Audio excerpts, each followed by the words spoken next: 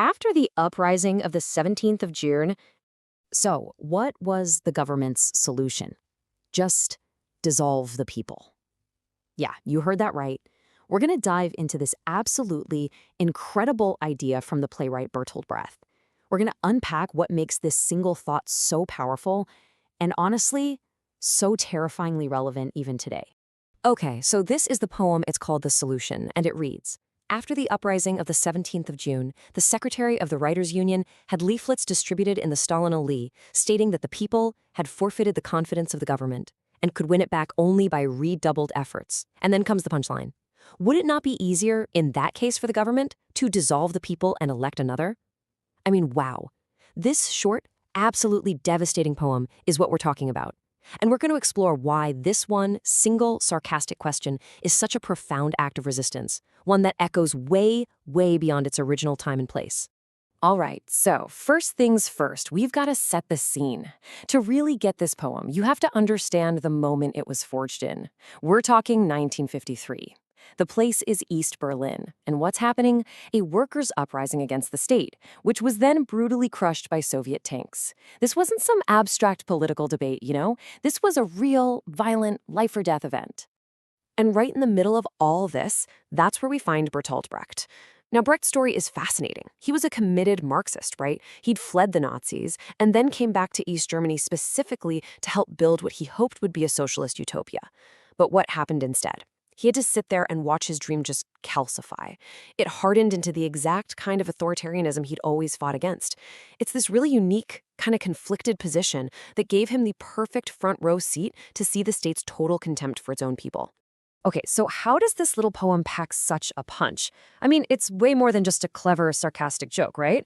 Let's actually break it down, kind of dissect the anatomy of this question to see how it builds this brilliant psychological trap. So the real magic of the poem, its power, it all comes from this core tension. It kicks off with this super flat, calm, almost boring official language. You know, the kind of bureaucratic jargon you'd read on a government leaflet. It's designed to sound totally reasonable. But then, bam, it pivots. It hits you with this lethal question, this completely absurd but also revolutionary conclusion. And it's that whiplash, that contrast, that makes the whole thing just explode. And that is the poem's genius psychological hack. See, first it lulls your mind. It draws you in with that boring bureaucratic tone, gets you nodding along. And then it detonates. It hits you with a question that is, bizarrely, perfectly logical, and at the same time, completely absurd. And in that one instant, the whole house of cards, the entire structure of state propaganda just collapses. You see the lie for exactly what it is. But you know, this goes so much deeper than just a clever poem. What Brecht did was tap into a really deep, really universal fear. A fear about the true nature of power and what its relationship is with the people it's supposed to govern. So at the heart of all this is a really chilling concept. It's called ontological contempt. It's a bit of a mouthful, but the idea is simple and terrifying. It's the philosophy where a state sees its people not as its foundation, not as the reason it exists, but as a disposable part, a variable in an equation that can just be swapped out if it becomes inconvenient. Think about that. Your very existence is seen as nothing more than a temporary grant from power, something that can be revoked at any time. And that idea, man, it taps into this repressed, maybe even unconscious terror that I think a lot of us feel, right? That fear of being seen as totally disposable by the very systems that are supposed to protect us. The fear that you're just a number on a spreadsheet, a faulty part in a machine that can just be replaced. But, and this is the incredible twist, the poem's real power is how it flips that terror on its head. It turns it into this almost ecstatic realization. Because the moment you see the state's contempt for you, you also see its weakness. You suddenly realize that its desire to dissolve you, well, that comes from its own deep-seated fear of you. Okay, so you might be listening to all this and thinking, all right, interesting, but this is all dusty old history, right? This is about Stalinist paranoia in the 50s, but I'd argue that Brecht's question is more relevant right now than it has ever been.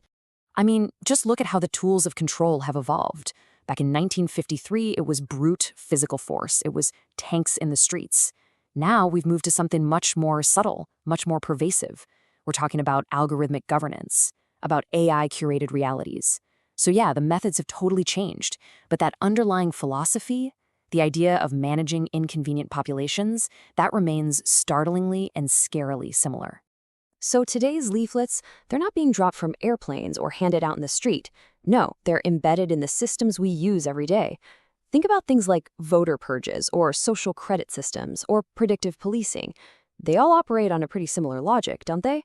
They treat citizens as interchangeable data sets, data that needs to be managed, corrected, or, in a very real sense, replaced. So what's the big takeaway here? What are we supposed to do with this? Well, Brecht's poem isn't just some clever critique. It's actually offering us a really powerful and I think deeply personal shift in perspective. You could even call it a kind of manifesto. Let's make this super personal for a second, because this is where the poem's modern power really hits home. Just think about it for a minute. The moment you truly, deeply recognize that the system sees you as a replaceable part, that is the exact moment you become ungovernable. It's a paradox, right? And this is the brutal, beautiful utility of Brecht's logic. Recognizing your own disposability in the eyes of the system is the one thing that sets you free from its narrative, free from its control. In that moment of realization, its power over you just dissolves. Now, to be clear, this isn't some call for open rebellion in the streets. It's about something much quieter, something more subversive. It's about a simple refusal, a refusal to play the part of a variable in someone else's grand equation. It's about answering that demand to work harder to regain the government's confidence with nothing more than a knowing, silent smile. And so that brings us right back to where we started, with Brecht's piercing question.